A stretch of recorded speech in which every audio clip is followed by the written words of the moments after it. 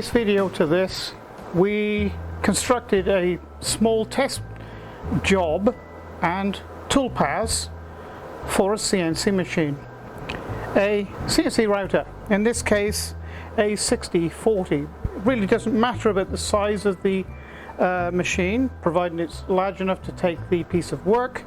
But in this case it's a 6040. During this video I'll be giving you some tips on what you should be looking for in a 6040 as well.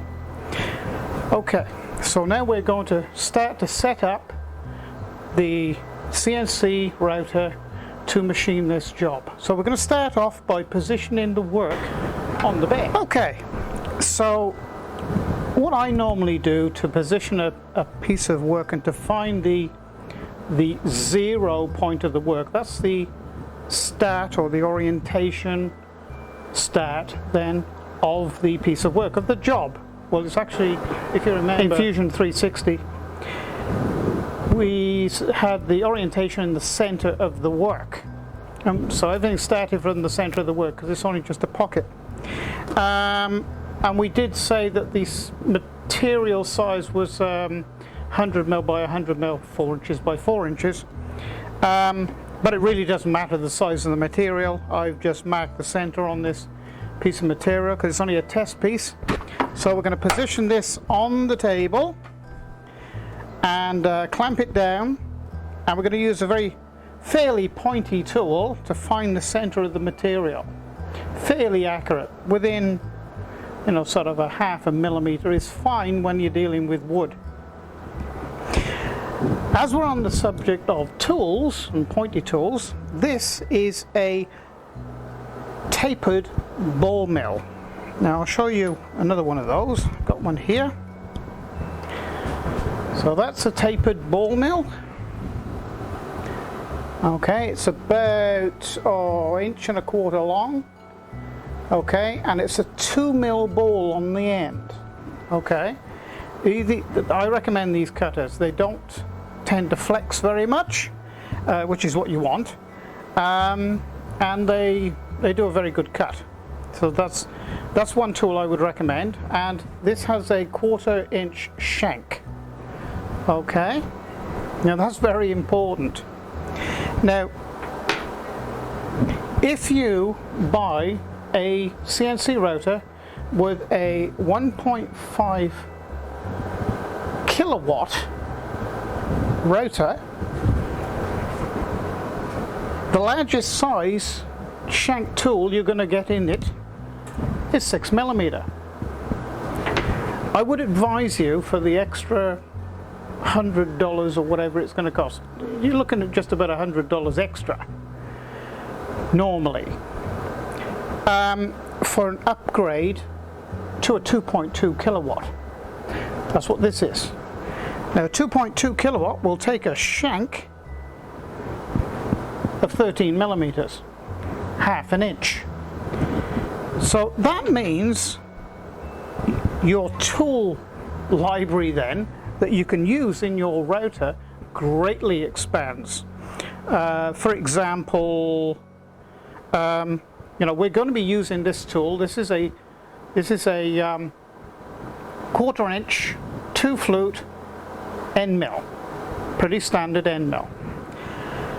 So that would be the largest size in the 1.5 kilowatt.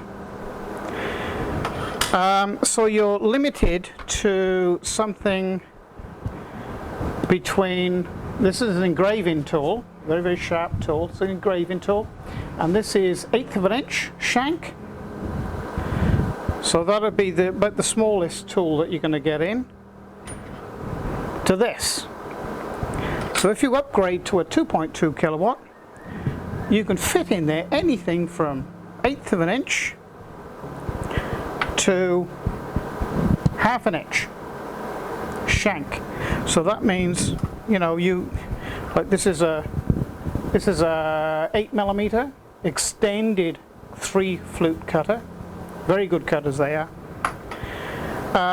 These types of cutters, they're like a fly cutter that you use to machine away a lot of material if you've got a large job.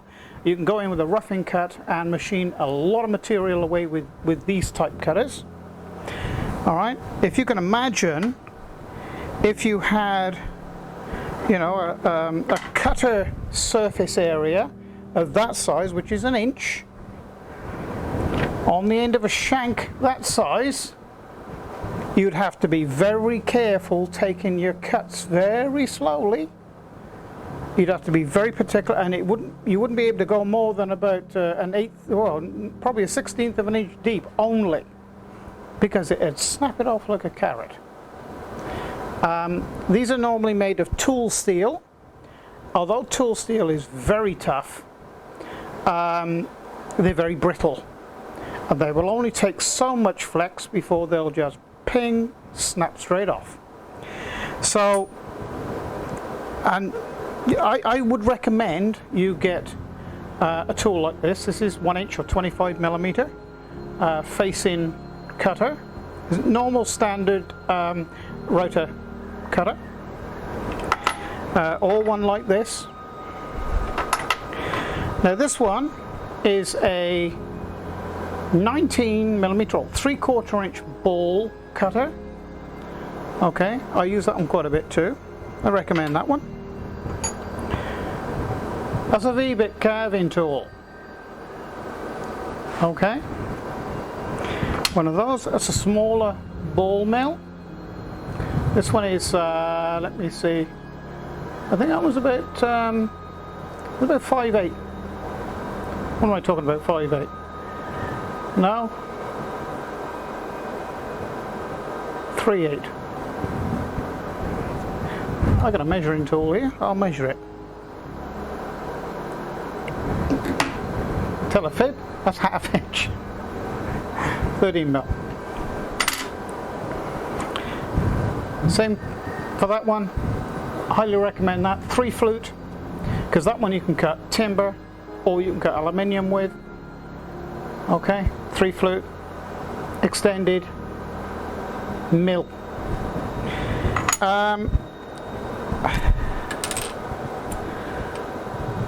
1/4 inch ball mill. Recommend. A lot of work for that one.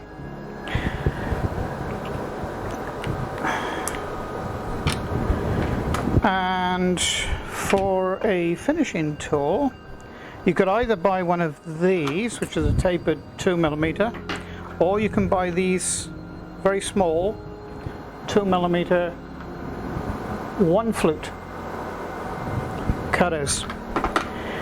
Just to give you an idea, this is solid carbide.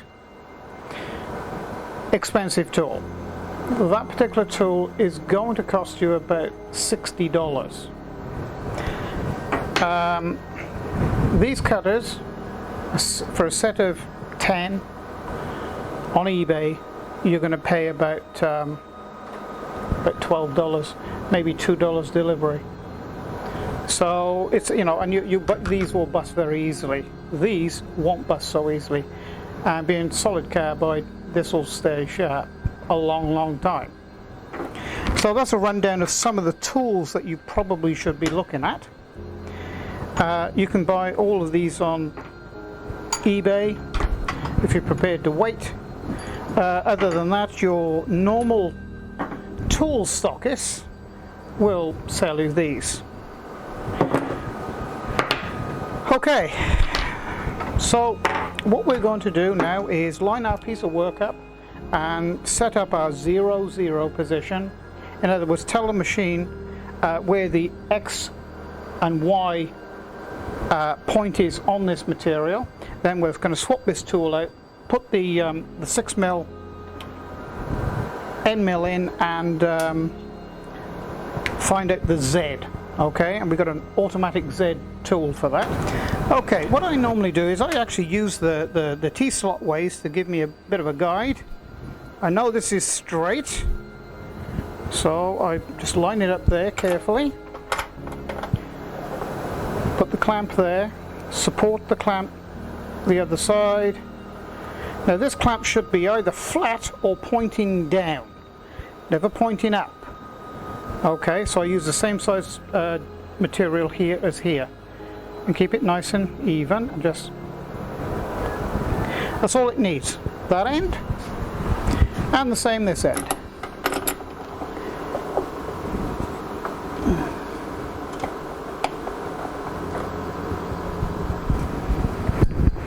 Okay, nice and firm. 2 is all you need. There's not too much sort of lateral forces on the tool to actually move the material. It's vibration that moves it more than anything. Okay, so we're going to now start the CNC router up. We're going to use Mach 3 to position this tool over that X. Okay, I'm going to use the arrows now on my keyboard to move this, and we're going to send it down a little bit.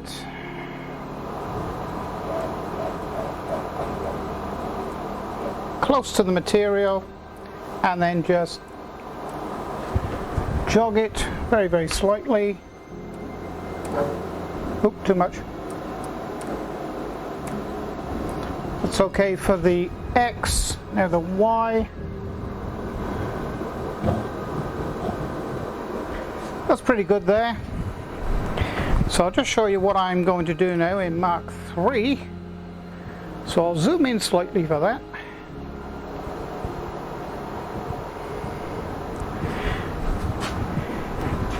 So all I'm going to do, I'm going to position the cursor over the X and go press it. So it'll all go to 0. Press the Y, all go to 0. We're not interested in the Z yet. In fact, I'm going to take the Z up because I'm going to change the tool out. I'll show you how to change a tool. Okay. So we got a spanner on the shank, or the actual shaft. One on here, and slacken it off.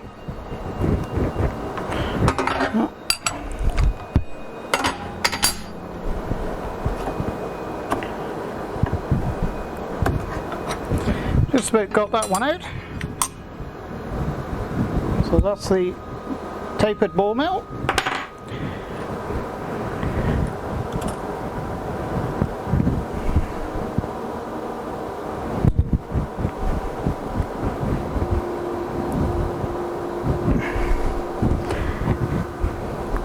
No need to have it sticking out too long. That's about right there.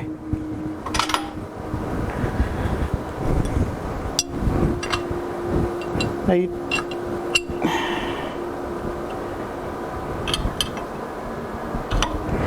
you don't have to over tighten these, it's just nip it up firm like that. Now what you do, you get your tool, Z height tool setter, put on there, and in Mach 3, and I'll just take the camera down and show you this. Right there in about the middle of the screen, auto tool set. So we're just going to press that, and I'll quickly put the camera back. Okay, so in the middle of the screen you can see the auto tool set here. I'll see if I'm going to be quick enough to press this and then turn the camera back.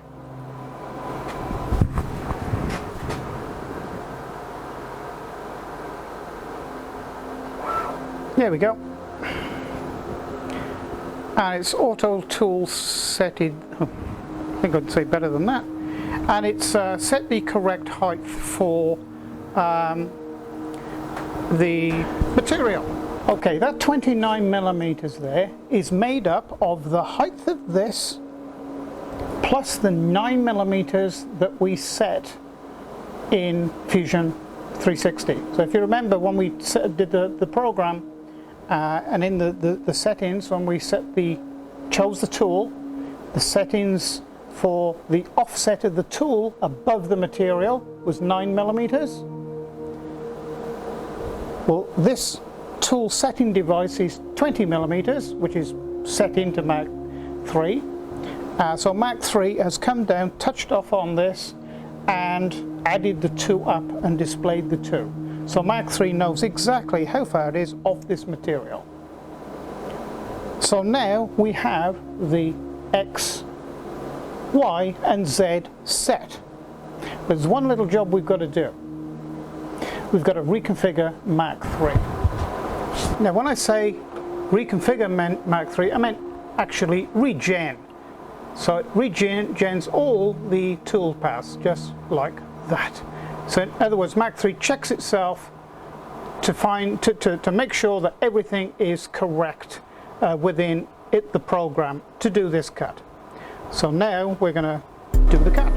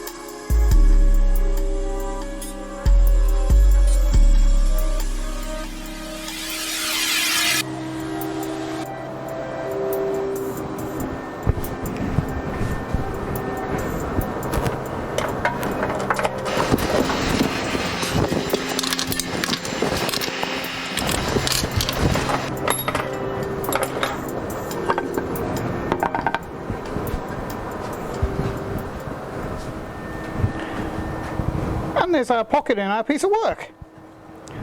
Just give it a quick measurement.